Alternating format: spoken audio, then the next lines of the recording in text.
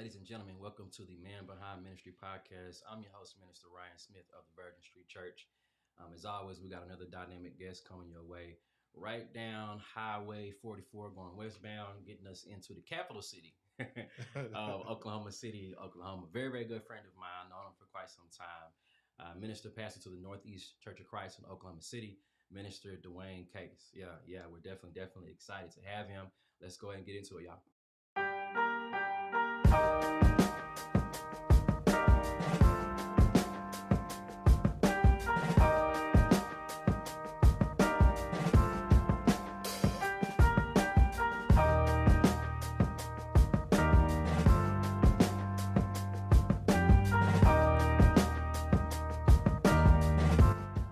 Pastor Case, how you doing, man? Man, I'm good. Just good to be here with you, man. Definitely, man. Definitely. It's definitely a pleasure and a privilege, man. Number of cats that I want to be a part of this, man, but I definitely didn't want to have this without having you on, man. So I'm definitely glad taking the time. I know you got family, and I'm new to this thing. So the fact that you're able to clear a schedule, get the kids taken care of, right? Both you and the missus to come and share this time with us, man. We definitely appreciate it. Man, it's an honor, man. It's just a blessing to be able to come and share with you, the audience, and whatever gems I could share in this moment. As even the Holy Spirit is talking to us right now, because he sent me the questions, but I'm just trying to be in the moment. Yes, sir. Yes, sir. Yes, Maybe sir. part of that too is the fact that didn't get much sleep with the kids, but hey, it's all right. God's gonna add the increase, man. He's gonna add the increase. Man. That's it. You ready, man? Yes, sir. Let's do it, man. First off the bat, man. Again, we got a varied audience here. You got probably some local ministers on around the brotherhood. You have some church members who may be on. You got some unchurched, those who are like, I'm not really a churchgoer, but I like this kind of medium. It's a nice little laid back vibe. So you got variety. So people, we hear the accent, man. We hear it. It sticks out. And it's not a bad thing, man. So obviously you are a native of Jamaica, man. So kind of, you're obviously right here, of all places in the United States, you're here in the Panhandle state of Oklahoma, man. Yeah. Kind of tell us about your migration from the Caribbean islands right over here into the States. Man, before I even get into that, it's funny because just this week somebody was telling me I don't sound like I'm a Jamaican anymore. Matter of fact, they were saying, man, I think you need to go back home and reconnect with your people. So I've been here. But I've been in Oklahoma now for 17 years. Prior to that, I spent 4 years in Texas for school, Southwestern Christian College, and just being on the islands. Grew up in Spanish on Jamaica. Okay. And was, of course, involved in the church, preaching. And then I realized that most of the ministers that came from America to do gospel meetings, black ministers, went to Southwestern, had some affiliation with Southwestern. So I'm like, you know what? I want to go to that school. Okay. And so at that time, Brother Gilbert will come with, man, his name is escaping me right now, but there was a team that will come every year. And they'll come to not my congregation, but another congregation, sister congregation, and then I'm connected with them. They connected me with J.S. Winston. Nice. And so Brother Winston, we spoke briefly, at least maybe 2 or 3 times. And then he got me with Southwestern, got me hooked up also with some other people that would help with scholarships and stuff like that. And then finally got here right before 9/11. And the day I arrived, Brother Winston had passed. So I got here that Saturday. Brother Winston passed on Friday. So I didn't get a chance to meet him in person. Wow. Right. So, and then, of course, matriculated through Southwestern Christian College. While there, connected with David Wilson. And good company. Yeah, did my internship there through Sister Amy at the time. And so she hooked me up with David Wilson. David hooked me up with Brother Crenshaw, and that's how I got here in Oklahoma. Nice. The last thing you mentioned was obviously someone that is very, very near and dear, not only to you and to us here in Oklahoma, it's also very near and dear to our brotherhood, and that's the late, great Arnelious Crenshaw. Many would say that you're immensely blessed just growing up under his tutelage. We talk about great pontificators of the word. I mean, he's right there. Yeah. People's top five, if you will. If you're ranking preachers, you know how we do. We got to compare and contrast. You know what I'm saying? Right. Yeah. The word is the word. Nevertheless, growing up under that tutelage, man, how was that experience? Tell us some of the things you learned, just kind of that still impacts your ministry now. Man, you're right. He is a storyteller. Mm-hmm. He's known as, for us at Northeast, a bridge builder, storyteller, master teacher. Yeah, and that's who he not only was but is. Mm-hmm. Because he's still alive. Not only, of course, in our hearts, but the resurrection gives us that hope. Right. So, but growing up under his tutelage, his mentorship was an honor. I first heard him, not in person, but I heard him on a cassette tape. Okay. Right? I was at Southwestern. You dating yourself, man. Cassette tape, man. Actually, no, man. It's funny. Who was that? One of our roommates. What's his name? Man. I can't remember his name right now. I think his last name was Winston. Yeah, Winston. Okay. Yeah, Amram Joyner. Yeah. All right, and those guys had tapes. Okay. I just borrowed it, right? Gotcha. So let me clarify. Yeah, they had the tapes. They had the tapes. They just happened to, okay. Right, yeah. All right. Gotta clarify. So, man, I listened to several preachers. I'm like, man, I like his style, because his style just connected with my style of preaching. And it was a sermon about, of course, predestination and grace. And man, I love the illustration he uses. I got to connect with him. So David, while I was waiting to, actually it was right before I graduated, trying to decide what's next. Applied to Oklahoma Christian. They called me coming for school for the master's program. And then I'm like, man, so I called David and said, hey, this is perfect. Because what's funny is, I'm giving you a lot. The backdrop to this, because I applied to Oklahoma Christian, I applied to Abilene, and I applied to it's in California, Pepperdine. Christian did. What's funny is, several months after Oklahoma Christian applied, then the acceptance letters for those two other schools came. Like, now y'all too late to the party. Yeah, I'm like, okay, God, divine. But so I called Wilson and David and said, hey, David, man, this is where I am. I want to do this. And he connected me with Brother Crenshaw. And then, hey, right. But man, spending like almost 12 years with him and being mentored by him, it's just been a blessing.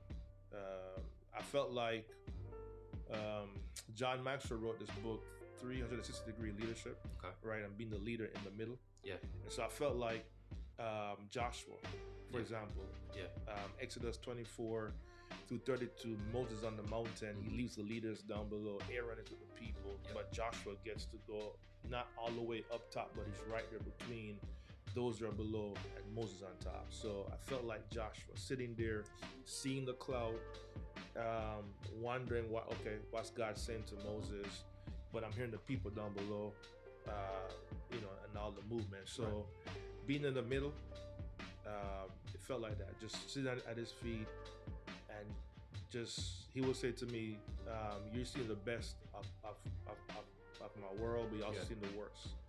And so, watching the mistakes that he has made, but also watching the masterful teaching and just him being just a man, and just being able to see that. And so it was a blessing. Like Joshua, seeing Moses lead the people, but also utter frustration, striking the rock. Right. And then, so it was just, and he said, man, learn from me. So it was good. And then from that, moving from that to Paul with Timothy, rather, in Philippians, saying that there's no one like Timothy, right? Who loved the people the way I do, right? And so to be able to shift from just being an intern, going to school and learning, to becoming this young man who will then take his place, an honorable place, to preach the word, to grow God's people up. It's been an honor, man. So, but it wasn't easy, of course, because being young, I was rebellious. I was bullheaded. I was, like any young man coming on, so we had our Caribbean blood coming out. right. And so we had our moments, but one thing I loved about that was not having a father. I mean, my father was not present in the home, so having a father figure, it was challenging. So he became that in that period, and not so much trying to be my father, but being my father in the gospel, in ministry. And so let me even clarify, because he's more so my father in the ministry. Brother Good in Jamaica is actually my father in the gospel.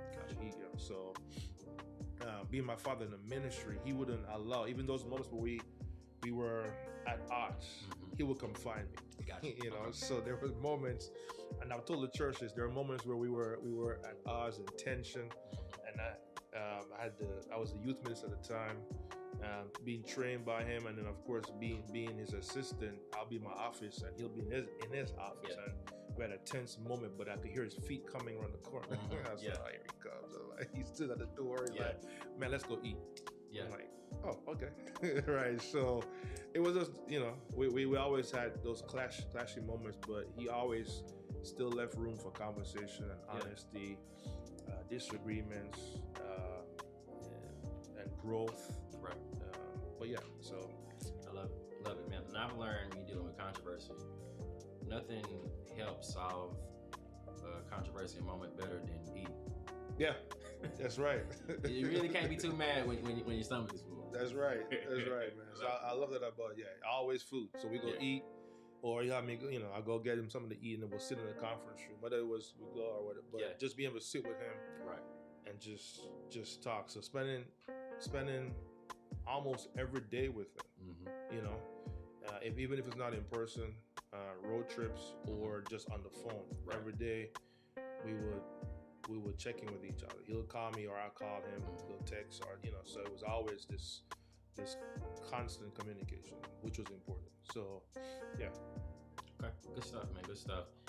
Never away from ministry. One of the things that I've learned being married and having a family now is nothing quite impacts your ministry quite like your family. Having that time away from ministry.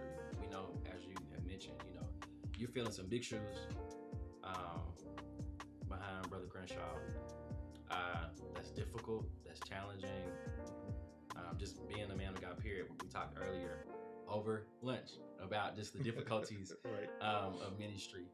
And so it's obviously it's crucial that man of God has some R&R, has that rest and relaxation, has those hobbies, those things that he does to kind of unwind. And so when you're not preaching, when you don't have your head in the sacred book, when you're not behind the sacred desk, what are some of your hobbies? What do you do to kind of relax and take your mind and put it at ease and get it off the stresses of ministry? Man, you're getting me in trouble. Even as my wife sits in the far distant corner. Wow. So man, that's been different.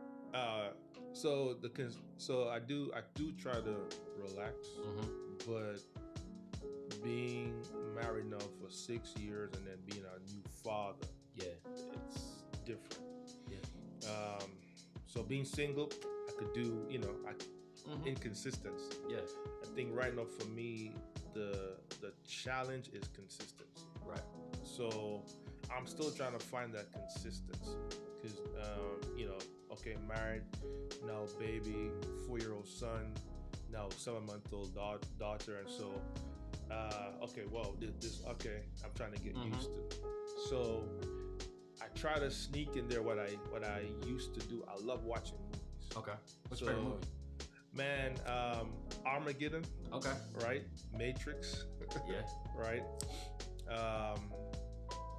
What else? There's one more. It's my favorite. I should remember this. Every Batman movie. Yes, sir. So the Dark Knight trilogy, or just all of them? All of them. Okay. Yeah. I'm a Dark Knight. Yeah. That whole trilogy. Yeah, the whole trilogy. I love that too. Yeah. But any Batman, man, I love Batman. Okay. So you a DC or Marvel guy? DC. Okay. Yeah. You don't hear that too often. Yeah. So I'm a Marvel guy, but I love me some Batman. Yeah. Yeah, Marvel. At one point, Marvel was tugging him. I'm like, nah. DC. But man, movies, man. So I'm always on Netflix. Okay. Or Amazon Prime or some streaming something. Have you seen Avatar yet? The new Avatar? No, not yet. You have to go and see it. Yeah, definitely gonna go see it. It's amazing. Man, I can't wait. Yeah, part one. If it's anything like part one, I won't spoil it for you. Okay. I'll just say you have to go see it. If you viewing this, you ain't seen Avatar. Hey, you need to go see it. Okay, I believe you, man. It's so good. But man, it was bad. It was bad though, because it became nothing. So I wasn't enjoying it like I used to. It became an addiction. So that's the key to it. Be careful that you don't allow your R&R time become addictive or an escape, or an unhealthy escape. So for example, this is how bad it was, and I'm making my confession. I know my wife can see this, so yeah. Right. But I used to watch Netflix and Prime while I'm driving. Oh yeah, you got it. Yeah. Probably. Yeah, it was. No shade, was something going on, brother. Man, the stress was real. It was. So I'll get in the car, man. Well, now you married, man, and the wife can take care of some of that stress. Man. Yeah, it is. So, but also apart from watching movies, working out. I love working out. Okay. Man. But lately, since I've had my baby girl, that is shut down. Yeah. So working out, number one. Watching movies, number two, but finding the consistency for that. Yeah. So what I'm learning though is honestly I need to plan that time, whereas before I didn't.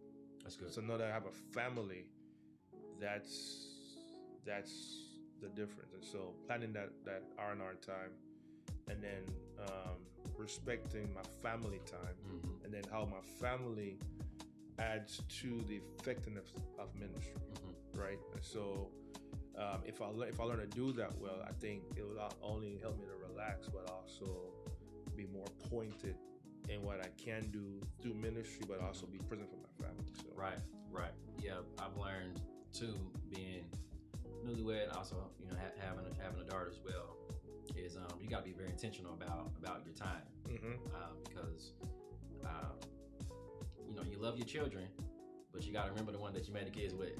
So you can't spend all your time with them, and forget about your spouse. So it's definitely a constant juggling act of things to really balance. And kind of really got into the next part is, as you're trying to balance your family time and your personal time, we know that also happens in ministry, where you're trying to balance ministry to the church, as well as the first ministry of the family. And I know a lot of times ministers, and I even told my wife, and she knows it. So if she's watching, she knows. We've had conversations like, hey,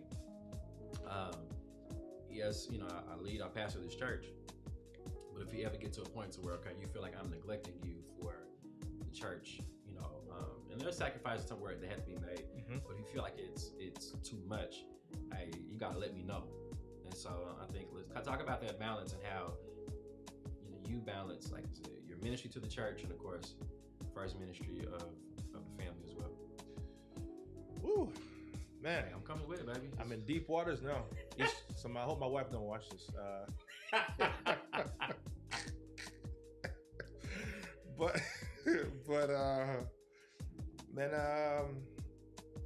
Moses comes to mind. God calls him to lead a people. Go tell Pharaoh, let my people go. And he comes back, goes through the whole thing for months. He's gone, comes back, and chapter 18, Exodus, his father-in-law brings his wife and his kids to him. And many times my mind goes back to that, because it's one thing to say what you man, I will never allow this to happen or that. But when you're in it, and the immensity of the work, and try to set things in place, the very things that you say you won't let happen. Yeah. Right. Even the very things you end up preaching from the pulpit, man, you gotta, be present for your family, do this, do that. You find yourself crossing those lines. So I said that to say that it is a very difficult balance to stay true to your wife, but also be present for God's wife. Right. If you're not careful, you can make his wife your wife. That's good. I never looked at it that way. That's really good. And spend more time with his wife that he is actually taking care of. That's true. I'm just the server, if you will, or the manager of what he's already put in place. Yes.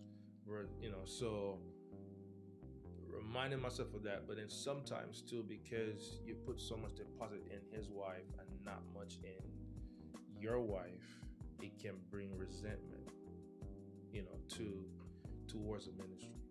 I think that resentment not only affects you, but that resentment, I believe, eventually it's gonna get over into the other wife. Yeah. And so having those difficult conversations, man, because sometimes the balance of, okay, I need to attend to the flock, but how much time am I giving and neglecting my wife and even kids? Because then, okay, hey, I gotta go to work, okay, and then they know I gotta go to work, but does work become a byword? Does church become a negative place? Yeah. Right. And so it's man, like you said, intentionality, having those conversations. And sometimes as men, we don't see what our wives see. Yeah. And then we got to be careful that when they do, we give them permission. Hey, tell me when I'm not, because I've said that before. Yeah. But when I'm being told, hey, then I'm like, what are you talking about? Right? So checking yourself, making sure you're in a healthy place, and the boundaries that you set, making sure you respect those. That resentment is real, because the thing is, it can be, we have to learn to empathize for our wives, because,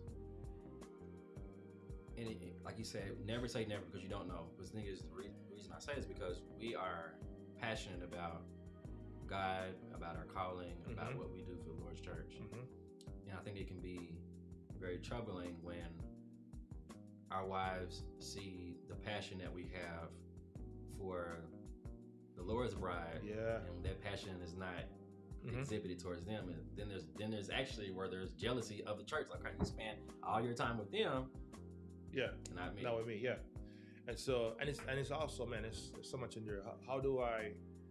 Because my wife would say, I'm not those church members, and she don't mean in a bad way. Because she said, don't respond to me like you're their minister, because I'm not them.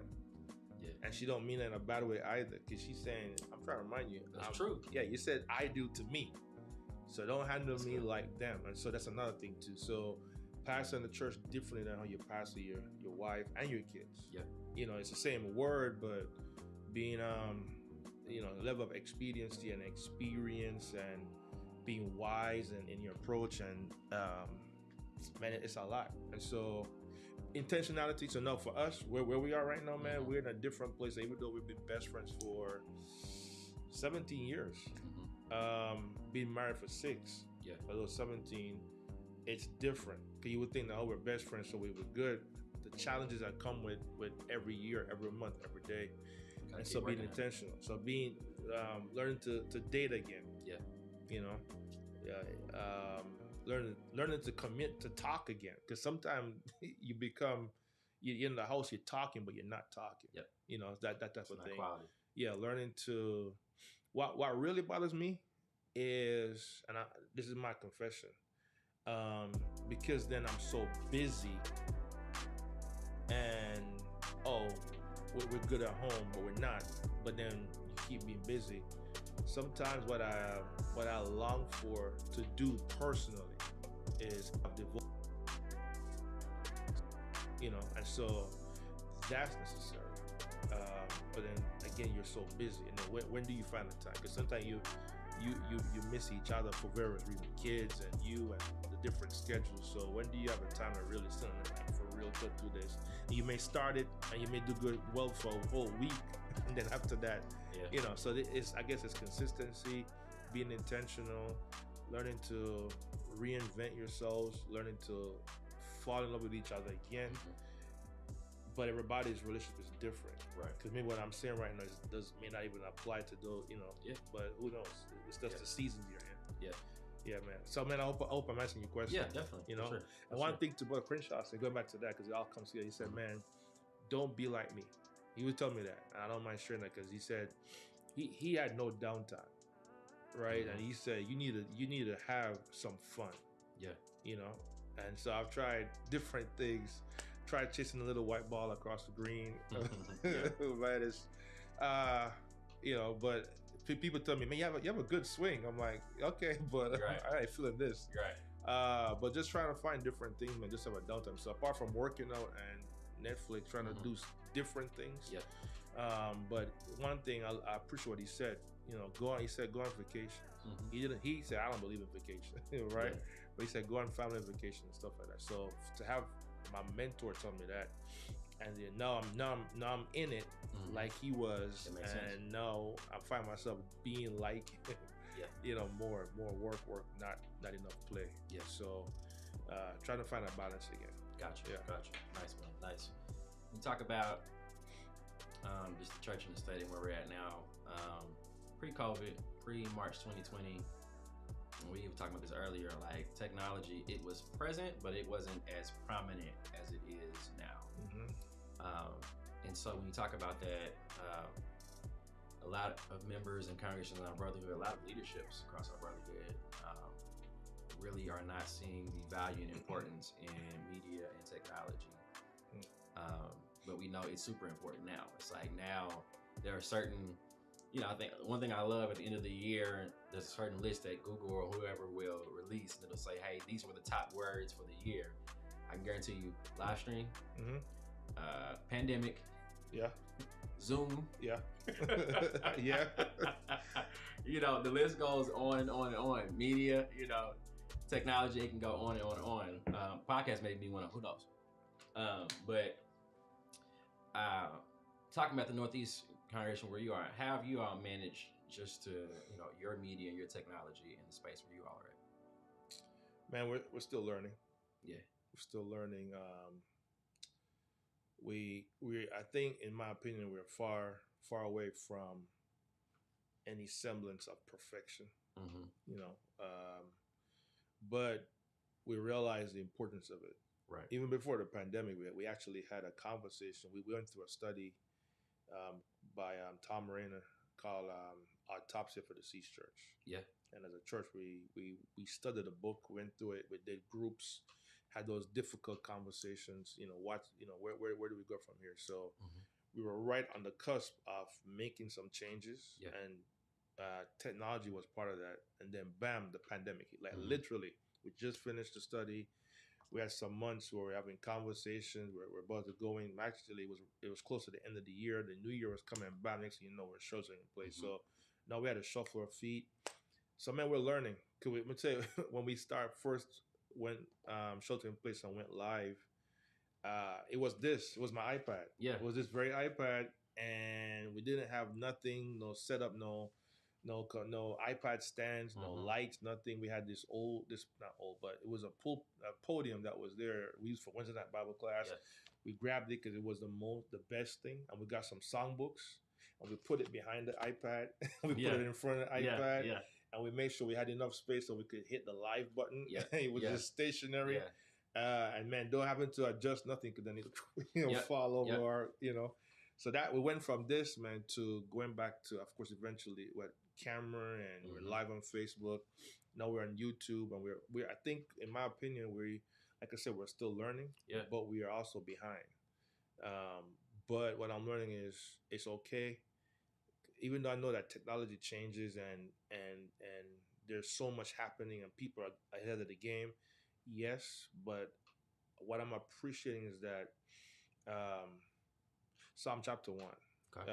It says that you should be like a tree planted by rivers of water. You should bring forth fruit in your season. And so you can't measure your fruit and your season based on other churches. There you go. So that happens a lot, especially with live streaming now. I mean, you can just look at everybody's congregation and say, okay, hey, what are they doing? What are you doing? And that's dangerous, man. Yes, it's very dangerous. And that's it. So don't mention, hey, I see this church doing that. And I'm guilty of that. Cause I see, I'm like, man, we need to do this, and I bring it to the team. But where's the team? Is the team even are they even thinking that? Because as a minister, I gotta remember that the team, and I appreciate the team. They were doing their thing during pandemic. This couple stepped up and held things together, and then brought a team back together. So, but it's a team there, you know, and then is the congregation there, right? Because what I see one church doing online, okay, they're there, but how did they get there, right? And then how did they afford to get there, And then what they're doing is that for us, you know. So so looking at that, and so that's helped me to slow down. But yeah, we have some growth at our congregation, but we're trying. Like when the pandemic just started, my wife could tell you, man, I was like every day trying to do a video. You know, trying to do a video every day, 30-minute video, sometime 1 minute, and I was pushing them on every day. And then bam, I got sick. Right, I got the virus for a whole month. You gotta learn the patience. Right, came out of the virus and no videos. Right, because I realized, man, I was doing too much, trying to keep up with what I saw everybody was doing and what I thought people wanted me to do. Because now we're in the pandemic versus, okay, Lord, what do you want me to do? You know, because then I will look at also, again, my fruit, my season, not only the congregation, but where am I? What can I do? Right. And so respecting that. So, man, to answer your question, a lot of growth, making sure we're okay, that when we do pull the trigger, okay, we're good, and we're in the season where we need to be in, not missing that. That's the key. But making sure the things that we need in place are in place, that when we do pull the trigger, God is glorified, the word is magnified, and we're not looking silly. Right, because that's another thing too. So and I think, man, the church as a whole, Church of Christ, we do need to, I think we're growing. I don't know everybody's congregation, I don't know everything, but from what I do see, there are efforts being made, but then there are those who are like, not for me, we're gonna go back. But no, I think this is the new normal. You know, because now I think congregations are gonna have to make a shift. Maybe not all, but the idea that, hey, in person, but also a virtual presence. And that's where we are. Like we with the leaders, we've had superficial conversation about it, but not say, hey, okay, for real though, what does that look like at Northeast? How do we define membership? Because there may be some members that may never come back to the building. And the pandemic was an excuse, but now we could get into that debate. But okay, they're never gonna come back. Do we then say, hey, you can't be a member at Northeast? But then is there room for us to then say, hey, you know what, you may never come back, but you still give, you support the work, but I'm selling money into this congregation, right? So how do we then create a space for them to be a part of that, you know? So what does that look like? Do we have a virtual church, or a virtual platform where say, hey, we're creating this space for you to engage the church? You may not come to worship. We may even see you at ministry efforts in the streets and doing stuff, but you may never come back to the building. You know, do we then say you're sinning? You're not a part. So we got to also redefine. I think technology is also causing us to look at our theology. And not to leave God, but say, okay, this was written, for example, Hebrews 10. We throw that around. I used to preach that. It's a sin to miss evening worship. It's a sin to miss Bible class. Man, okay. Yeah. They can say, what's the sin to cancel evening worship? You there you go. Anymore, you know right. Because we did that. Because we actually got in hot water just for that. But that's the whole. But Hebrews 10, we used to throw it around. But then here we are now in the 21st century. Nobody thought about a pandemic and having to shelter in place and life and death. So how do we redefine, or not even redefine, how do we practice our theology in different contexts? Like that. Right? First time we ever experienced a pandemic, what does worshiping God look like? You know, the children of Israel, first time in exile, no temple, no synagogue, no. How do we even sacrifice? What do we do? The first Sabbath in exile, what did they do? right? Because now you have a new name, a new context. You're restricted.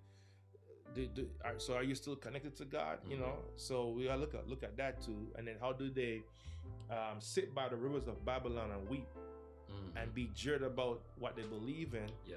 Can't do what they want to do, but then still be connected to God. I think it's the same with the pandemic, where, hey, this is different. We're trying to figure it out. I don't want to kill you. You don't want to kill me. Mask or no mask, shelter in place. The government restricting us. But how do we stay true to God? You know, whether in person or online, the church is the church. What does that look like going forward? True. You know, so anyway, I don't know. No, that's good. That's good. A key word I see in a lot of different aspects is evolving. Yeah. You have to evolve with the live stream. You have to evolve with your personal life, with your family, with your wife and your children. You have to evolve with the church. You have to evolve. Okay, how do you view, you know, certain concepts and aspects? That's just as an individual. You know, it's about evolving. And so, you know, for those watching, if you don't get anything else, like, hey, life is about evolution. You have to consistently evolve. You can't stay in one place. When you get in a different season, you have to, you know, reimagine and rethink things. What does this look like based on the season that I'm in? And then too, like, when you talk about like live streaming, and that's whether it's church or whatever, the danger of looking at other people too much. You know, you want to get out there and kind of see what's out there. But I think the issue is what you're seeing is the end result. And we fall in love with the end result and not fully understanding, hey, what was the process to getting there? You know, so, and it's learning to, it's almost like college. What do they say about college? You know, in high school, it was, okay, hey, 4 years, you got to graduate, 4 years. College, like, you know what? Hey, life happens. If it takes you 6 years, that's cool. Like, you know, take your time, go at your own pace. And I believe with just life in general, that's life, that's your family, that's church. I mean, that's live streaming we're talking about. You got to go at your own pace because, okay, you may see all this, but you may have had the budget to do all that they're doing. So you have to operate not only based on your situation, but also operate based on, hey, like you said, is this going to work for us? So it's good. It's good. Yeah, and timing. Yeah, I think because just one more thing with that, I think I shared with you earlier too that even for us, we pulled the trigger on getting new equipment, but it's been a whole year. And some of the members was like, well, why the system so like this? Why does, you know, and of course we don't always tell them all the details, but then behind the scenes stuff happened. Not only the budget was fine, but we pulled the trigger of getting the whole equipment was on its way, or somebody was to approve, but that person had a life issue that then set us back. You know, so you're like, okay, Lord, so it's just stuff like that. You know, and then for me, I'm like, okay, I teach better with a lapel mic versus a, you know, handheld mic, but now for a whole year, the word is still going up because if I'm not careful, I can let that mess with me too. You know, stuff like that, you know, but that person who had a life issue set us back. Okay, Lord, teach us to be patient. Because again, it's the season, the timing, and everything. So, Nice. Before we let you go, man, definitely appreciate this whole exchange, man. It's been a blessing. I always try to think about, hey, what's you know, we have to be intentional. What's the purpose of what we're doing? And preferably when we've gotten the viewers and those who are watching, have gotten a chance to get to know you a little bit more, learn more about you, a little bit more into your home life, your personal life. But also, this thing is meant to encourage. It's designed to encourage somebody. There may be a fellow minister watching. There may be somebody who is that virtual member that is like, hey, because I've had some members, man, I'll be honest, you know, I've talked to them, they're like, hey, I want to come back, but I'm scared. And you have it to where, okay, we're out of the bulk of the pandemic, but while there's been physical death, there's also been psychological trauma. Now where people have been programmed out of normal social interaction, whereas like they know, okay, I know I need to be back, I know I want to, it's healthy for me, but I'm really fearful, I'm really scared. And so there may be somebody like that, or maybe somebody in church who, hey, this may be just their first introduction to anything related to God or the church, man. And so it's also just about encouraging the relationships that we're building. And so, I mean, how could you speak to that just holistically between the relationship between minister, member, community, individual, so on and so on. You can take that wherever you want to go. Man, that's I know it's loaded. Yeah, it is. So, first of all, I think respecting where you are. I think many people would try to fit the constructs that are around us. So, know where you are with God. That's the key. Right. So, if I have this relationship with God, then now I have to be accountable to that. Right. So as a child of God, let's start with it. First of all, I'm accountable to that. So it's not so much of me being right or wrong or me going to heaven or hell as much as whether I'm here in the building or at home, how does my presence virtually or in person translate to God that I love you? If I'm staying away because of fear, well, God does not give us a spirit of fear, right, but of love, power, and a sound mind. So if I'm operating from a fearful place, does that honor God? Yeah, we need to be careful, and He wants us to do that. He wants us to be good stewards of our health, but how do I make sure I'm not just doing it because the world says so? Right. But also, remember, as I said earlier, I started out by saying being aware of yourself. So where am I mentally? Yeah. Where am I emotionally? Where am I spiritually? How has this pandemic traumatized me? So we don't talk about that also, because trauma is real. Trauma could be like right now, I'm traumatized every time I see a bug flying around. Not just flying around, but I'm triggered rather when I see a bug, because especially when that bug comes close to my ear. Because when I was little, a bug flew into my ear. And I was crying. My mother believed me, but she didn't get it out. She said, just go lay down, turn on one side, and it will come out. And it did. But between it being in my ear and it coming out, oh my, yeah. So now I'm older, and so now I'm triggered. And so how has the pandemic affected you? Where the trauma of whatever is putting you losing loved ones, seeing the numbers increase on the television, being sheltered in place. And so how does that affect you with your relationship with God, and being honest about that? And then talking to God. Maybe you need professional help. Right. And we don't talk about that too. It's a whole different conversation. And so I'm saying that not only to church members, but to somebody, like you said, somebody that's watching this for the first time, trying to connect. Just being mindful, man, because spirituality is my connection with my spiritual, in this context, my higher power. How does me being connected to God affect me spiritually and holistically?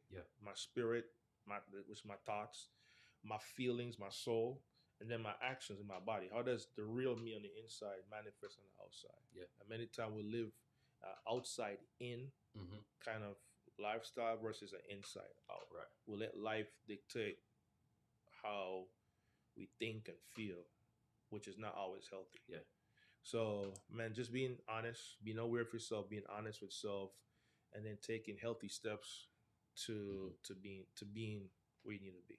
Nice. Right. Nice. So I don't know if that. Hopefully that lends to. Hey, like I said, it's wherever you want to take it. So it bless you. Cast your net. It called and bless whoever's supposed to catch, man. So amen. Appreciate it, man. Yes, sir. Appreciate it, man. Lastly, man, we definitely appreciate you, brother. It's been a blessing having you, taking the time to come. And I appreciate you from the capital city. Hey, come and to the capital. I'm sorry. To come and bless us, man. We gotta talk about that some point. Is it Oklahoma or Tulsa? Man? I mean, all right. Let's.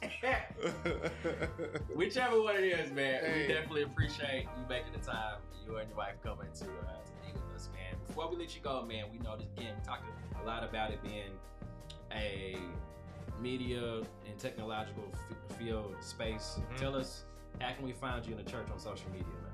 Oh, man, on Facebook, facebook.com/NECOCOKC, and you can go to our Northeast Church of Christ website, necoc.org, And of course, we're on YouTube. Just look up North Teachers of Christ and you'll find us. And just love to have you guys being here with us virtually. All right, I appreciate you, man. Definitely, awesome, man, awesome.